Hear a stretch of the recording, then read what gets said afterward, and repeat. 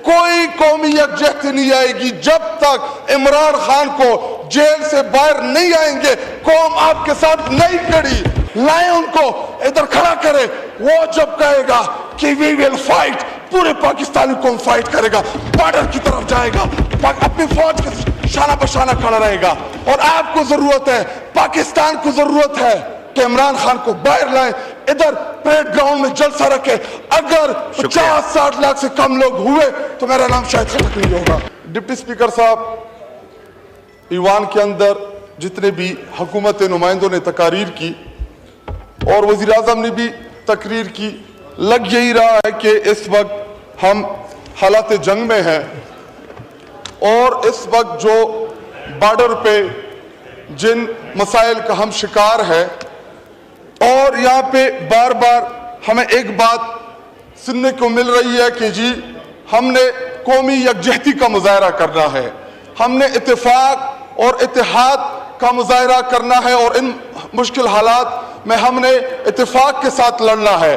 تو جناب deputy speaker صاحب, وہ کون سے عناصر ہیں جو اپنی ذاتی انا کی تسکین کے لیے پاکستان کے سب سے محبوب لیڈر عمران خان کو جیل میں رکھے ہوئے ہیں اور ہم سے قومی یکجہتی کا تقاضا کر رہے ہیں؟ اور میں آپ کو اور اس ایوان کو بتاتا ہوں, اللہ کی قسم حلفاً کہتا ہوں کہ میرے اور آپ کی تقریروں سے کوئی قومی یکجہتی نہیں آئے گی جب تک عمران خان کو جیل سے باہر نہیں آئیں گے. قوم آپ کے ساتھ نہیں کھڑی.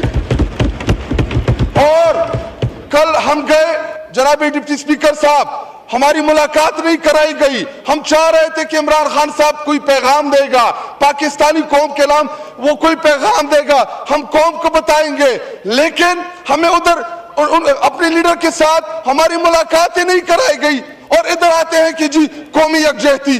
بالکل اس قومی یکجہتی میں ہم نہیں کھڑے ہوں گے جب تک آپ عمران خان کو باہر نہیں لائیں گے.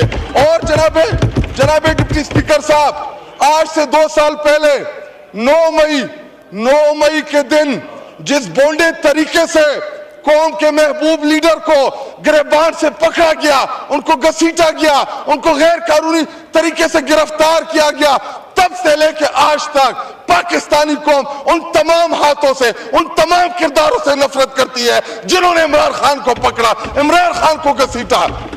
آپ بھی جانتے ہیں کہ عمران خان نہ ملزم ہے نہ مجرم ہے, بلکہ تمام کے تمام سیاسی مقدمات ہیں ان کے اوپر. لائیں ان کو ادھر کھڑا کرے. وہ جب کہے گا کہ وی ول فائٹ, پورے پاکستانی قوم فائٹ کرے گا, بارڈر کی طرف جائے گا, اپنی فوج کے شانہ بشانہ کھڑا رہے گا. اور آپ کو ضرورت ہے, پاکستان کو ضرورت ہے.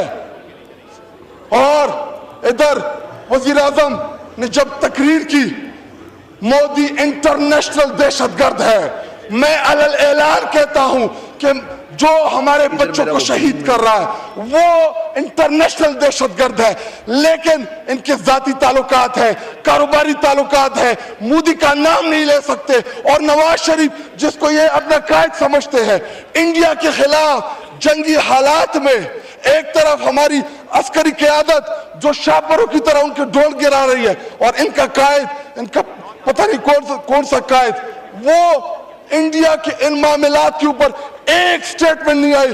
جناب ڈپٹی سپیکر صاحب, مجھے ٹیپو سلطان کہ وہ ایک کول یاد آ رہا ہے کہ اگر ایک لشکر جس کا سردار شیر ہو اور اس کے ساتھ لشکر میں گیدڑ ہو تو وہ شیروں کی طرح لڑتے ہیں. اگر شیروں کا لشکر اس کا سردار گیدڑ ہو تو وہ نہیں لڑ سکتے, وہ جنگیں ہار لیتے ہیں.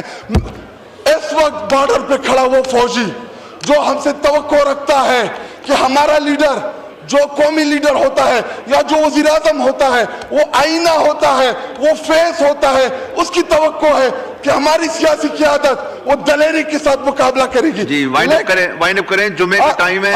آخری 2 منٹ دے. جی لیکن جب آپ کا وزیر اعظم, جب آپ کا لیڈر بزدل ہو, وہ مودی کا نام نہ لے سکے, اس کو آپ کیا پیغام دے رہے بارڈر پہ لڑنے والے جوان کو؟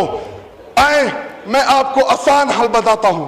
جناب ڈپٹی سپیکر صاحب, 9 مئی کے بعد आज से 2 साल पहले जब 9 मई हुआ, आपने हमारे कारकुनान को घसीटा, हमारे खवातीन को रोड के ऊपर घसीटा, आपने चादर और चारदीवारियों की पामालियां की, हमारे पॉलिटिकल पार्टी को आपने देवाल में चुन दिया। ये तमाम चीजें हम भूलने के लिए तैयार है, लेकिन शर्त एक ये है कि इमरान खान को बाहर लाए, इधर परेड ग्राउंड में जलसा रखे। अगर 50-60 लाख से कम लोग हुए तो मेरा नाम शायद खत्म नहीं होगा।